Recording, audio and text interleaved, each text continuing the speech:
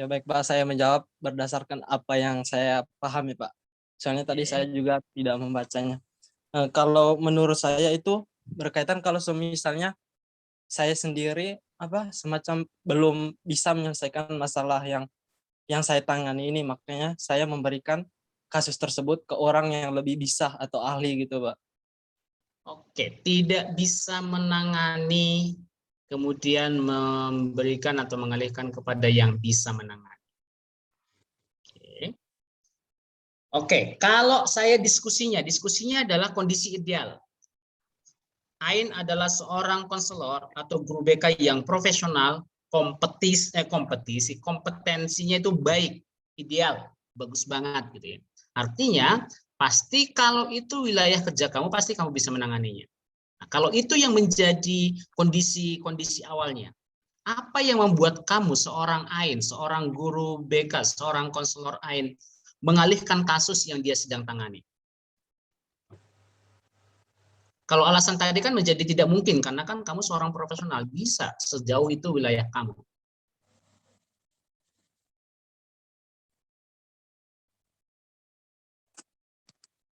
Baik Pak, saya pikir dulu Pak. Oke, kita geser ya.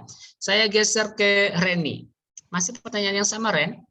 Kalau kamu seorang guru BK, seorang konselor yang profesional, memenuhi semua kompetensi yang dituntut dimiliki oleh seorang guru BK.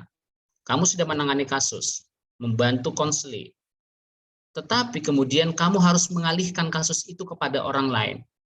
Apa kemungkinan situasinya? Apa yang terjadi sehingga kamu harus mengalihkan kasus itu? Mungkin mampu, Pak, tapi kita nggak ada kewenangan buat mengambil kasus itu, Pak. Oke, bisa diulang kembali, Ren, agak putus-putus tadi. Kalau dari aku, kita bisa memproses itu, tapi kita nggak punya kewenangan buat menyelesaikan masalahnya itu loh, Pak. Oke, saya catat poinnya yang sampai ke Rani. Kita sebagai guru BK tidak punya kewenangan untuk menyelesaikan atau membantu kasus itu. Apakah Rani ingin mengatakan bahwa kasus atau permasalahan yang sedang dihadapi konseling kita itu di luar dari kemampuan atau kompetensi kita, atau di luar dari tanggung jawab seorang guru BK? Begitukah maksudmu? Iya, Pak. Oke, poinnya dapat 1. Berarti situasi pertama, ketika permasalahan itu bukan masuk wilayah wewenang guru BK. Dengan kata lain, guru BK tidak punya pengetahuan dan kompetensi untuk membantu siswa yang punya permasalahan seperti itu, karena bukan dalam ruang atau wilayah tanggung jawab kita sebagai guru BK. 1 situasi, betul. Kita lanjut. Masih ada beberapa situasi yang lain. Kira-kira apa yang terjadi atau apa situasi yang kemudian membuat kita harus mengalihkan kasus itu? Saya geser ke Tata nih, sebelahnya Rani. Di sebelahnya Reni. Apa, Ta? Kalau menurut saya, itu Pak, jika seorang guru BK itu kurang menguasai materi, dan permasalahan yang dialami konseli. Oke. Terus mungkin juga konselingnya juga merasa kurang nyaman gitu Pak dengan guru BK. Poin yang pertama yang disampaikan oleh Tata tadi sudah terkoreksi. Kita mengambil posisi Tata itu guru BK yang ideal pokoknya. Kompeten, profesional, semua standar kompetensi dimiliki, sehingga pasti tidak ada alasan saya tidak menguasai. Sejauh itu masuk wilayah kerja seorang guru BK. Saya kira tadi sudah terkoreksi yang alasan pertama. Nah, alasan kedua yang disebutkan oleh Tata tadi ini masuk. Kasus itu kemudian dialihkan ketika konseli tidak nyaman dengan kita. Maka harus dialihkan kepada guru BK yang lain. Jadi suasana kedua atau situasi kedua adalah ketika konseling tidak nyaman dengan kita. Sebaliknya ketika kita tidak nyaman dengan si konseling, kalau ini dilanjut, maka konselingnya tidak akan efektif. Kalau dipaksakan pasti tidak akan efektif. Maka keputusan yang bijaksana adalah mengalihkannya kepada orang yang tepat, kolega guru BK, karena bukan soal permasalahan, kan ini soal kenyamanan, maka dialih tangankannya kepada guru BK yang lain. Kalau yang alasan pertama tadi kan itu di luar wewenang kita, maka dialihkannya kepada profesi lain. Kalau yang di alasan kedua tadi Tata bilang itu terkait dengan kenyamanan, maka dialihkan kepada konselor lain. Saya masih ingat 2 bulan yang lalu saya dapat konseli seorang mahasiswi salah satu prodi di universitas kita. Di asesmen awal dia mengatakan bahwa dia butuh konseling dan dia tidak punya syarat macam-macam seperti apa konselor yang dia ingini. Dia hanya mengatakan saya ingin konselor yang bisa memahami saya, yang tidak menghakimi saya dan tidak menghakimi permasalahan saya. Oke, dia tidak punya syarat apakah laki-laki atau perempuan, usianya muda atau sudah tua, dia tidak punya syarat itu, seagama atau tidak, dia tidak punya syarat. Oke, kemudian saya ditawari, kemudian saya sanggupi untuk memberikan sesi konseling. Sesi pertama melalui online berjalan dengan baik, walaupun cukup hati-hati, dia hati-hati banget untuk bicara ya, pelan-pelan banget. Dia mungkin menjejaki ya, ini soal kenyamanan di awal ya. Kemudian di sesi kedua 1 minggu kemudian kami ketemu, sudah tatap muka langsung, masih cukup hati-hati pelan-pelan, tapi sudah mulai lebih banyak informasi tentang dirinya dan permasalahannya. Sudah semakin intens permasalahannya, sudah semakin dalam permasalahannya. Nah, tapi saya merasakan kayaknya ada sesuatu yang disimpan oleh si konseling ini. Ada sesuatu yang tidak plong dia katakan. Nah, di sesi ketiga ketika saya gunakan beberapa teknik yang tidak langsung berhadapan dengan saya, tapi dia mengolah sendiri, terungkap ada sesuatu terkait dengan permasalahannya, terkait gender ya. Jadi akhirnya dia mengaku, Pak, saya tidak siap kalau konselor saya seorang laki-laki. Baru terungkap di pertemuan ketiga, di minggu ketiga. Karena persis permasalahannya trauma terhadap laki-laki. Nah, tadinya dia nggak ngomong. Oke, kemudian saya jelaskan. Pada konseling, pada layanan konseling itu ada yang disebut dengan alih tangan.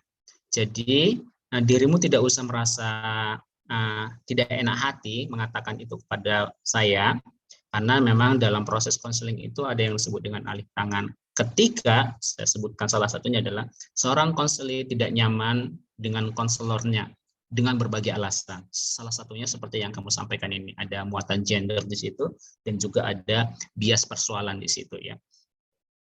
Kemudian, saya minta dia, apakah kamu yang memilih konselormu, atau saya akan merekomendasikan. Kemudian dia mengatakan, saya yang memilih sendiri. Maka kemudian semua data tentang dia saya alihkan kepada konselor yang kemudian menangani dia. Nah, itu pengalih tanganan kasus. Karena ketidaknyamanan pada konselornya. Oke. Baik, masih ada beberapa alasan lain. Ya, saya geser ke Niken nih. Jajaran Tata kan Niken nih. Ayo Ken, apalagi Ken? Kira-kira apa? Ada banyak kok. Nah, kalau saya hitung-hitung sebetulnya ada 6 situasi. Kemungkinan yang lain, mungkin ini ketika ada sesuatu yang udah semacam konselingnya bergantung kepada konselornya, jadi udah ada ketergantungan yang mungkin itu udah nggak bisa lagi diteruskan, dan itu malah jadi bahaya nanti apabila tetap tidak dia alih tangankan ke konselor yang lain, gitu Pak. Oke, terima kasih Ken. Kita dapat poin yang ketiga adalah ketika konseling tergantung kepada konselornya. Seorang konselor harus peka dengan situasi ini. Ketika dia menyadari konselingnya sudah tergantung kepada dirinya, maka pada saat itu juga dia harus melakukan alih tangan kasus. Karena tujuan konseling salah satunya adalah memandirikan, membuat konselingnya mandiri. memahami permasalahannya sendiri, dan juga mengatasi permasalahannya sendiri. Kehadiran konselor itu sebagai rekan, sebagai pemberi arah. Oke. 3 sudah dapat nih. Pertama terkait dengan pengetahuan dan kompetensi. Kemudian yang kedua ketidaknyamanan, baik itu pada si konselingnya maupun pada titik-titik. Ini belum terungkap. Ketidaknyamanan pada si konselornya atau ketidaknyamanan si konselor pada konseli dan apanya si konseli, itu juga belum terungkap. Kemudian yang ketiga, ketika si konseli tergantung kepada konselor, maka pada saat itu juga kasus itu harus dialihkan. Oke. Terima kasih. Ini kan kita geser ke Dea. Kamu melihat kemungkinan yang lain, Dea?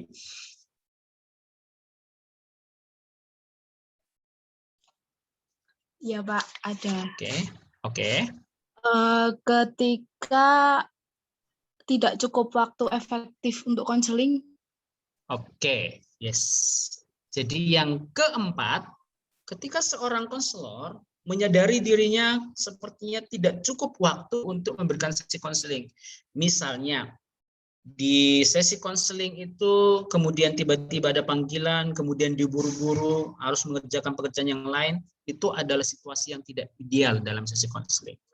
Kalau itu terjadi beberapa sesi, seorang konselor harus berbesar hati untuk mengatakan kepada si konseling, maaf Bapak tidak bisa melayani kamu, memberikan sesi konseling, karena waktu Bapak terbatas, selalu terpotong sesi konselingnya menjadi tidak efektif. Oke. Mungkin di awal dia menyanggupi, oke saya sanggup menjadi konselormu, karena mungkin belum ada beberapa tugas, tapi ketika sudah berjalan, ada beberapa tugas yang dia tidak bisa tinggalkan, karena dengan jabatannya, dengan pekerjaannya, maka tidak efektif. Jadi waktunya tidak cukup. Konselor itu harus longgar waktunya, cukup waktunya untuk si konseling. Walaupun ideal kan 1 jam lah, 60 menit gitu ya. Tapi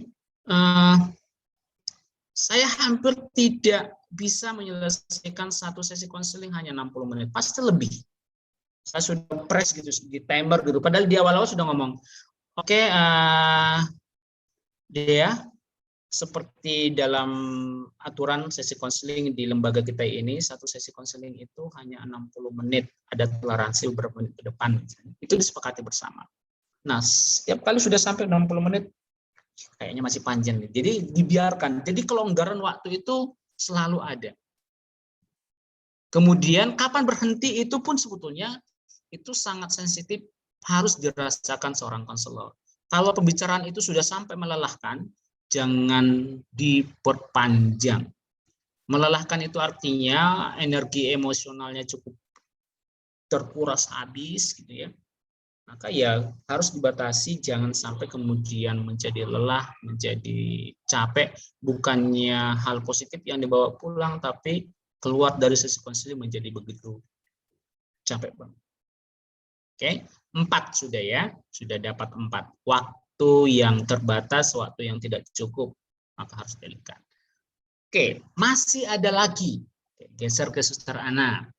Ada kemungkinan lain lagi, Sus? Ada, Pak. Oke. Yang saya temukan itu jika ketidaknyamanan itu karena relasi personal. Jadi kayak mungkin konselornya itu omnya atau kakaknya. Oke. Ini alasan yang kelima. Jadi ada hubungan personal antara konselor dan konseli. Ada hubungan kekerabatan. Itu pun kalau ditemukan, disadari, harus dialihkan. Syukur kalau sebelum konseling sudah disadari, oh kok ini ada kekerabatan, ada hubungan personal dengan saya, maka saya tidak akan menerima dia sebagai konselor saya. Kalau itu di awal terjadi, baik banget, sehingga tidak sampai sudah beberapa sesi baru kemudian sadar kalau itu adalah anak dari tantenya gitu ya. Ini ada hubungan personal kayaknya, nggak bisa deh, ada bias di situ nanti kepentingan. Oke, sudah dapat beberapa, sepertinya masih ada lagi. Oke, ke Gandhi. Gan, ada kemungkinan lain nggak? Ada, Pak. Oke. Jadi misal nih ketidaknyamanan dalam konteks budaya, Pak. Ketidaknyamanan dalam konteks budaya. Ya misal lagi urgent gitu kan. Terus ternyata komunikasinya kayak susah gitu antara misal nih dari suku ini ke ini gitu. Mungkin harus lebih lama memahami lagi, makanya karena itu urgent terus dilempar ke yang lebih paham. Artinya keterbatasan konseli pada budaya konselor kepada budaya konseli ya. Oke, ini satu situasi saya kira bisa nanti dikelompokkan dalam beberapa situasi pengalihan ya. Karena dalam slide itu kan tidak ada sebetulnya yang disampaikan oleh Gandhi soal perbedaan budaya ya. Tapi barangkali akan masuk ke salah satu poin. Terima kasih Gandhi, saya kira ini juga satu analisis yang tepat. Oke, saya naik ke atas. Bernike, mungkin masih ada lagi ke? Ya, saya tadi sudah gitu ya Pak. Tadi saya nyatetnya itu apa? Tidak konselnya tertutup, hubungannya tergantung sama kita nggak percaya kalau bakalan kita bisa membantu mereka gitu. Yang nggak mampu itu tadi sih. Saya kira poin yang ketiga yang sampaikan Bernike menjadi satu poin penting juga. Seorang konselor yang merasa yakin kayaknya kalau ini dilanjut tidak akan efektif, itu juga satu kondisi yang membuat kasus itu harus dialihkan. Satu kondisi. Nah inilah yang mungkin masuk ke dalam yang sampaikan oleh Gandhi. Ketika saya berbeda budaya dengan konselor saya, kemudian saya ketemu nih dalam satu sesi, susah ya komunikasinya, beda budaya, saya nggak paham betul budayanya dia, cara dia berkomunikasi, dialeknya, kemudian pilihan-pilihan kata dalam bertutur itu, misalnya lah teman-teman dari Flores atau Timur lah misalnya, kan itu ada pola kalimat yang mungkin bagi teman-teman di Jawa, bahkan kami di Sumatera mungkin agak kok begitu ya pola kalimatnya ya ketika menyampaikan misalnya gitu. Saya nggak nyaman gitu, saya menjadi tidak nyaman dan saya merasa kayaknya saya nggak yakin deh kalau ini akan efektif komunikasinya. Nah, pada saat itu pun kemudian saya harus mengatakan ini kasus harus dialihkan kepada orang yang cukup ramah budaya, artinya dia bisa paham dengan budaya konseling itu. Soal keyakinan ini efektif atau tidak gitu. Begitu merasa yakin tidak akan efektif, pada saat itu pun harus dialihkan.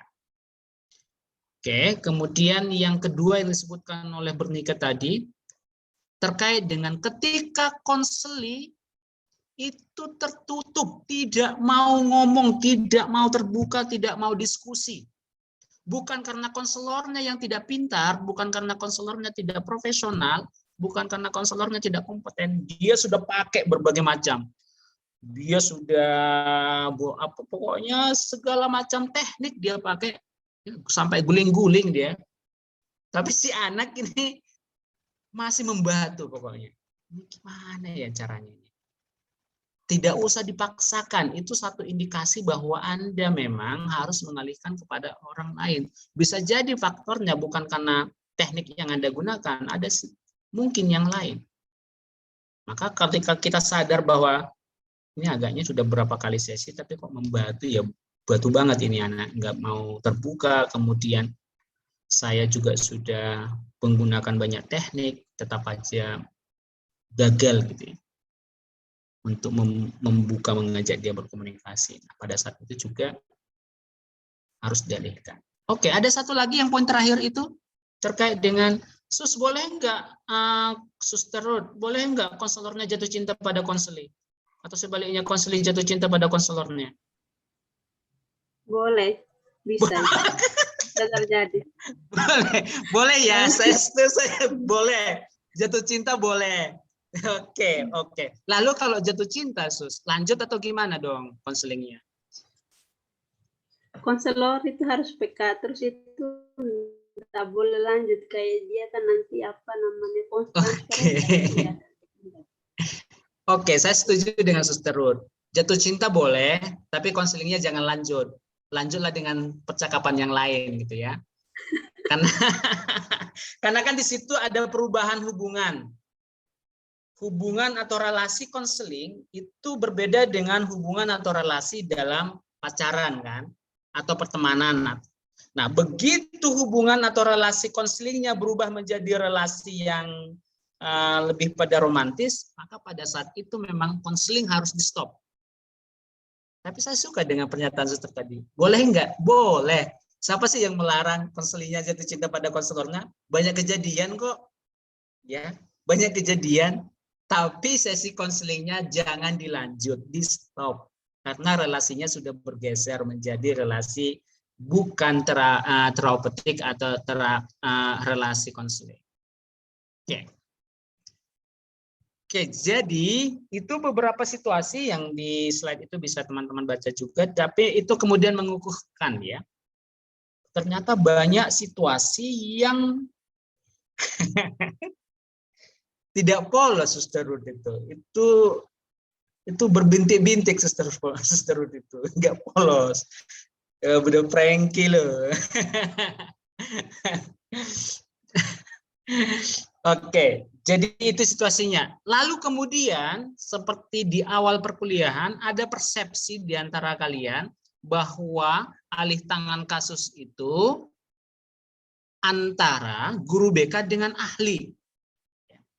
Saya menangkap begitu persepsinya mahasiswa. Jadi alih tangan itu dari guru BK kepada ahli lain, entah itu kepada psikolog, entah itu pada psikiater. Itu yang banyak. Tetapi sesungguhnya alih tangan kasus itu tidak hanya terjadi antara guru BK ke ahli lain. Tetapi bisa, kalau lihat slide-nya, yang mengalihkan itu bisa si mahasiswa itu, si konseli itu sendiri, bisa teman sebayanya, bisa orang tuanya, bisa gurunya, bisa guru BK itu sendiri. Misalnya, saya seorang siswa punya masalah, kemudian saya sudah berjuang sebisa saya untuk menyelesaikan masalah saya. Ternyata tidak selesai. Kayaknya saya harus butuh bantuan dari guru BK. Kemudian datang kepada guru BK. Nah, itulah yang disebut dengan pengalihan sebetulnya. Dalam konsep ini ya, jadi kasus saya alihkan untuk ditangani oleh guru BK.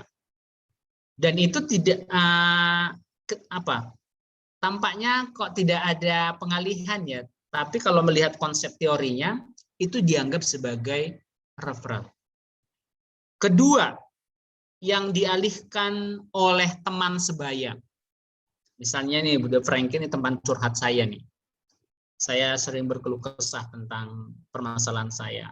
Kemudian setelah sekian lama, tapi saya tetap tidak merasa positif, tidak merasa membaik. Bunda Frankie merasa ini penting. Kemudian Bunda Frankie melaporkan ini kepada guru BK di sekolah. Kemudian itu pun dianggap sebagai proses pengalihan. Memang nggak lazim sih, agak-agak masa sih itu dianggap sebagai pengalihan, bukan itu hanya laporan biasa gitu. Tapi sesungguhnya dalam konsep itu dianggap sebagai alih tangan. Nah, yang lazim kita terima, yang lazim terjadi adalah pengalihan kasus dari guru mata pelajaran atau wali kelas kepada guru BK. Itu yang disebut dengan pengalihan. Yang pertama ya, itu contohnya. Guru mata pelajaran atau guru wali kelas itu pasti sudah berusaha sebisa mungkin membantu anak di kelas. Tetapi karena keterbatasan pengetahuannya, keterbatasan kompetensinya, tidak efektif atau tidak berjalan dengan baik bantuan itu.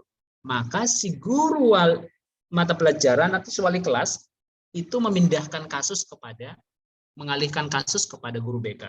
Dan BK menerima. Demikian juga orang tua. Di rumah orang tua sudah membantu, tapi karena keterbatasan pengetahuan dan kompetensi, seringkali tidak efektif bantuan itu, maka kemudian dialihkan kepada guru BK. Itu pengalih tanganan juga. Atau guru BK sudah membantu sebisa mungkin, tetapi tidak efektif, dengan berbagai alasan tadi, dengan kondisi-kondisi tadi itu, kemudian dialihkan kepada teman sejabat atau guru BK yang lain, atau kepada ahli yang lain. Dialihkan. Oke. Dan sebaliknya sebetulnya itu juga disebut sebagai pengalihan. Setelah si konseli dibantu guru BK, dan si konseli menjadi lebih baik, kemudian si konseli dikembalikan kepada wali kelas atau dikembalikan kepada orang tua. Itu pun dia disebut sebagai pengalih tanganan kasus. Oke. Jadi dialihkan. Dan semua proses itu ada formnya, ada lembar isiannya. Dan versinya banyak. Kalau teman-teman mahasiswa googling nanti referral form itu banyak versinya. Satu sekolah beda versi, satu provinsi beda versi. Di Indonesia mungkin tidak banyak ya versinya. Kalau teman-teman lihat di buku POP, Pedoman Operasional Pelaksanaan Layanan Bimbingan dan Konseling, itu versinya ada sederhana, kecil banget. Di situ ada form alih tangan kasus. Alih tangan kasus. Oke, nanti saya akan berikan beberapa. Atau googling saja, sebetulnya banyak keluar itu data. Ada banyak data keluar tentang formnya itu. Nah, jadi proses alih tangan kasus adalah layanan tidak langsung dalam komponen responsif yang dilakukan oleh bisa siswa sendiri, bisa teman sebaya siswa, bisa guru, bisa orang tua, bisa guru BK, kepada pihak lain. Pihak lain itu bisa guru BK dan juga bisa ahli dan kepada guru yang lain. Jadi sebaliknya maksudnya. Kepada guru BK atau sebaliknya guru BK kepada orang tua, guru mata pelajaran, ataupun kepada ahli. Nah, tetapi itu masih di dalam layanan responsif untuk membantu segera siswa. Nah, itu singkatnya. Itu singkatnya. Nah, apakah ada hal yang ingin ditanyakan terkait dengan konsep alih tangan kasus? Saya mau tanya, Pak. Yuk, Benika. Kalau misalnya tadi Bapak bilang dari orang tua terus dipindah ke guru BK. Oke. Terus kayak guru BK kan nanti terus kayak konseling gitu. Nah, itu jatuhnya tetap layanan nggak langsung ya, Pak? Oke. Nah, ini agak jeli. Benika bisa melihat. Lalu di mana dong letak layanan tidak langsungnya? Ketika orang tua mengalihkan kasus anak kepada guru BK dan guru BK membantu si anak, di mana layanan tidak langsungnya? Atau di situ sebetulnya sudah terjadi beberapa layanan ya, layanan langsung dan layanan tidak langsung. Nah, kalau begitu yang terjadi, pengalihan kasus itu dianggap sebagai layanan tidak langsung. Karena yang mengalihkan itu kan bukan siswa itu sendiri ya. Karena yang mengalihkan bukan siswa sendiri. Orang tua misalnya. Berarti ada pihak ketiga di situ yang berkontak dengan guru BK. Kalau itu situasinya berarti layanan tidak langsung. Kemudian setelah layanan tidak langsung terjadi, lanjut ke konseling, berarti itu sudah layanan langsung. Maka batasan alih tangan kasus kalau misalnya yang disampaikan oleh Benika itu hanya sampai ketika orang tua memindahkan kasus, mengalihkan kasus kepada guru BK dan guru BK menerima. Nah, proses selanjutnya dari alih tangan kasus itu kemudian masuk ke layanan langsung. Demikian kemudian setelah layanan langsung selesai, dipindah lagi ke orang tua supaya di follow up, ditindaklanjuti di rumah. Beberapa tugas pengamatan dalam pasca konseling. Lanjut lagi itu masuk ke layanan tidak langsung karena alih tangan ya, pengalih tanganan.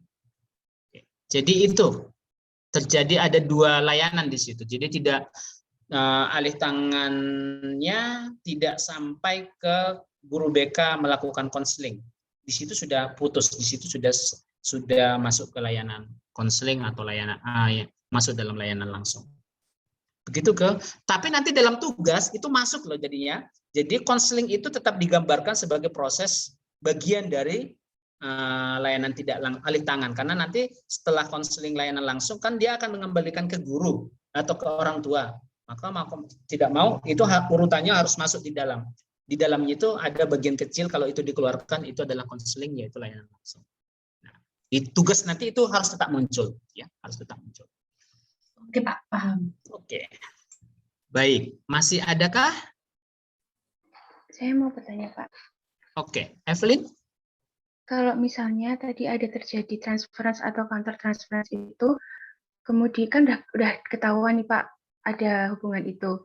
Nah, kalau misalnya konselingnya yang suka sama konselornya, terus ketahuan, tapi konselingnya bilang, saya bisa kok profesional, nggak apa-apa ini dilanjutin aja, saya akan tetap profesional gitu.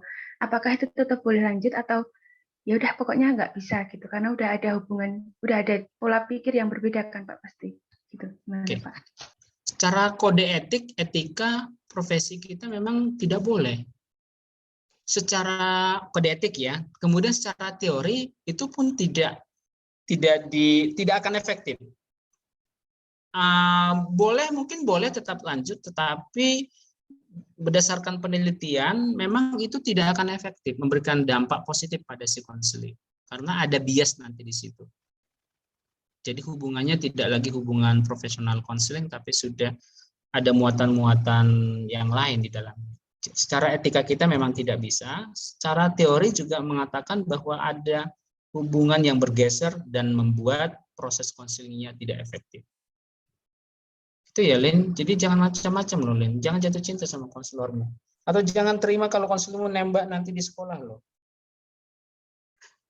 Tapi kata suster boleh kok, kata suster boleh. Tapi konselingnya yang di stop katanya.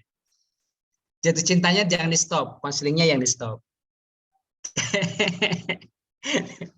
Oke. Baik, saya kira itu nanti Gandhi kasih love itu maksudnya apa? Gandhi itu besok itu kalau jadi guru BK kayaknya ditembak gitu sama cewek siswa. Oke, baik sampai di sini teman-teman nanti masih bisa membaca.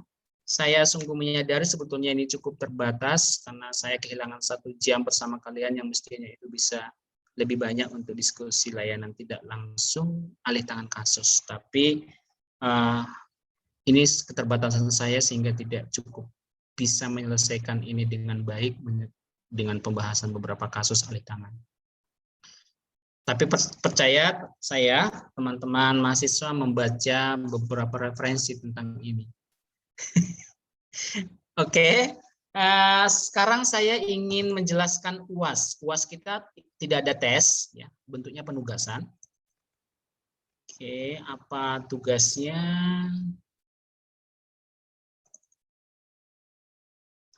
Informasi ini akan saya sampaikan di LMS juga, tapi saya akan jelaskan singkat di sini.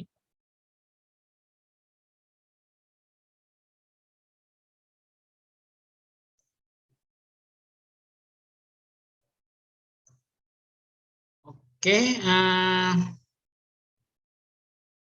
tugas sebagai UAS dikumpul hari Kamis 17 Juni pukul 12 malam. Apa tugasnya? Anda akan nanti dapat atau dibagi kebagian apa, materi layanan tidak langsung apa. Maka Anda diminta pertama, susunlah 1 kasus, rambu-rambu kasus yang sesuai dengan materi tugas Anda, maksudnya yang sesuai dengan layanan tidak langsung yang menjadi bagian Anda. Kasus Anda dapat Anda ambil dari kasus nyata di lapangan, atau juga bisa fiktif.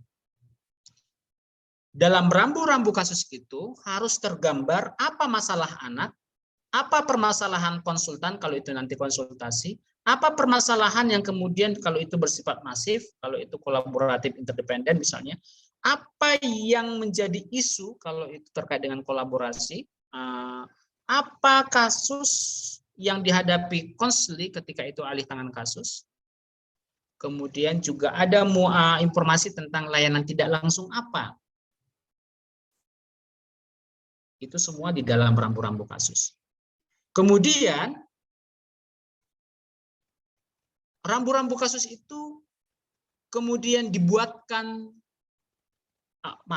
proses layanan tidak langsung yang menjadi tugas Anda itu kemudian dibuatkan menjadi poster. Bentuknya flowchart atau kotak arah panah misalnya gitu ya. Alur prosesnya seperti apa. Itu dalam 1 file, rambu-rambu kasusnya di 1 file, kemudian alur proses dalam bentuk flowchart juga 1 file. Kemudian itu kalian convert filenya itu, entah nanti kalian bekerja di apa ya, di Publisher kah, atau di PPT kah, atau di Word kah, atau di Corel kah, tapi kemudian silahkan konversi ke format JPEG. Ya. Oke. Kemudian beri nama file itu nama NIM, nama layanan. Misalnya Juster Donald Sinaga 021111033 layanan konsultasi triadik. Lalu Anda submitlah itu ke halaman yang sudah disediakan di LMS. Oke. Pembagiannya ada di sini, misalnya Yasinta Oktaviani konsultasi independent model, Bening apa misalnya, Bruder apa, Reni apa, Angela siapa nih? Feni apa, kemudian Teja apa, di sini sudah jelas semuanya, ada semua pembagiannya. Oke, kemudian tinggal Anda membuatnya menjadi sebuah poster. Contohnya ini. Ada contoh poster di sini.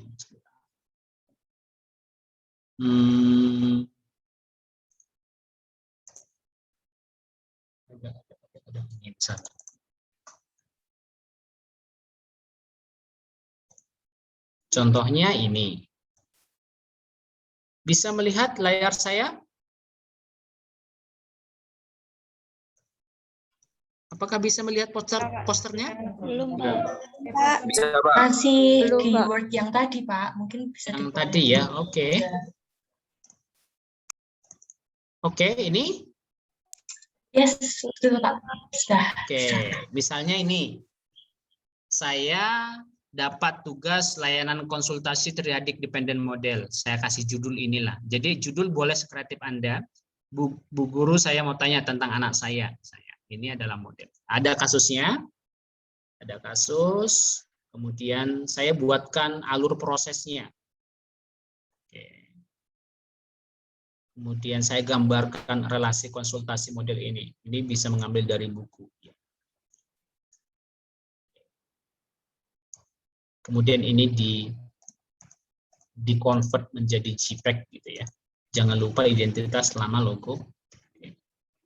Jadilah begini, satu file. Jadi tugasnya hanya satu dokumen, tidak boleh 2 halaman, hanya 1 halaman poster kan? Oke, apakah cukup jelas?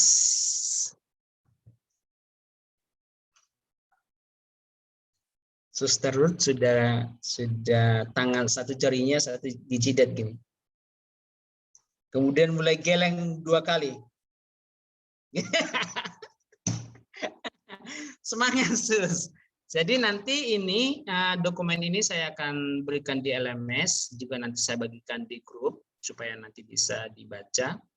Contohnya juga bisa Anda lihat. Kemudian yang saya berikan itu hanya contoh ya, jangan ngikut maksudnya kalian versi kalian yang terbaik menurut kalian ya. Mau bentuknya ke samping boleh, mau bentuknya potret boleh gitu ya.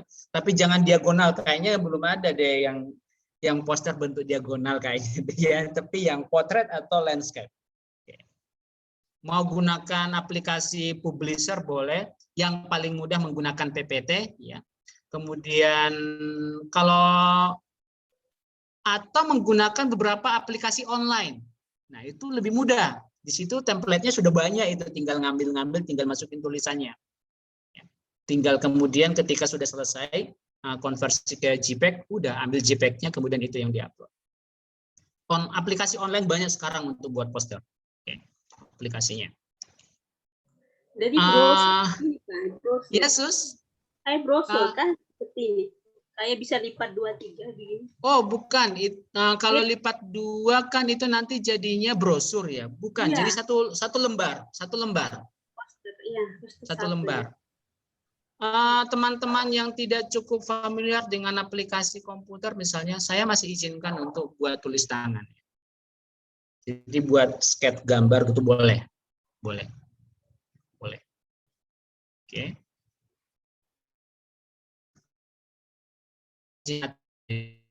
Yang dikumpulkan itu kertas polos, kemudian ketika ditanya di mana?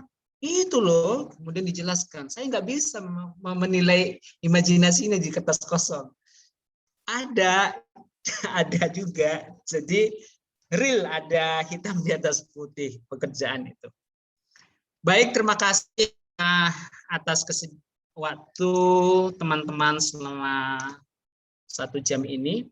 Dan di penghujung semester ini saya mengucapkan terima kasih atas kebersamaan selama setengah tahun.